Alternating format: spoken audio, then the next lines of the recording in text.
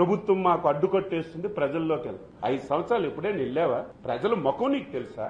5 సంవత్సరాలు ఒక్క రోజైనా ప్రజల దగ్గరికి వెళ్ళి ఒక సమస్య మీద వెళ్ళావా?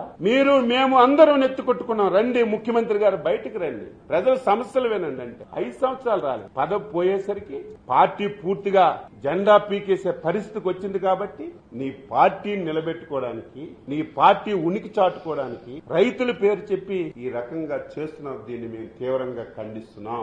పెర్మిషన్ అయితే ఇస్తాం, కానీ నువ్వు ఇష్టానుసారంగా తెచ్చి మొన్నైతే పొగాకు పలకరించడానికి వెళ్లి మొత్తం పొగాకు బేళ్లన్నీ మట్టించారు. ఎంత నీచం అంటే గుంటూరు మిర్చి ఆట పలకరించడానికి వెళ్లి మిర్చి బస్తాలన్నీ దొంగలాడికి వెళ్ళిపోయారు. పేరిది, వ్యవహారం ఈ రకంగా నడుపుతున్నారు. అందుకే విఘ్నులైన ప్రజలు ఐఎమ్ హ్యాపీ, ప్రజలు ఆనందంగా ఉన్నారు. ఫోన్లు చేస్తున్నారు, మాకు ఇబ్బంది ఉందండి, మాకు సమస్య ఉందండి, నష్టం వచ్చిందండి.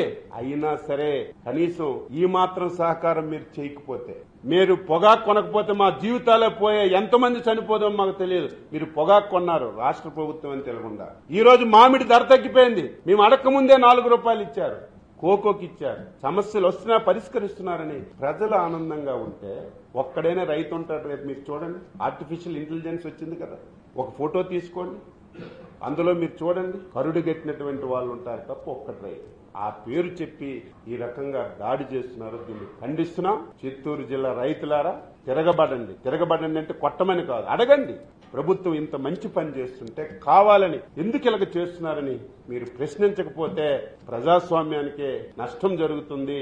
పనిచేసిన ప్రభుత్వమే ఇంకా పనిచేసి ఇంకా సాయం చేయాలంటే ఇబ్బంది పడుతుంది. ప్రజల్లో చైతన్యం రావాలి. అందుకే ప్రజలకు చైతన్యం రావడానికే మేము అన్ని విధాల ప్రయత్నం చేస్తున్నామని ఈ సందర్భంగా తెలియజేస్తూ, సాయంత్రం మంత్రి గారు కలిసి మాకు ఆ విధంగా సాయం చేయండి. రాష్ట్ర ప్రభుత్వం ఆర్థికంగా ఇబ్బందులున్నా మీరిచ్చింది మాకు కొంత సాయం అవుతుందని చెప్పడానికి వచ్చాం.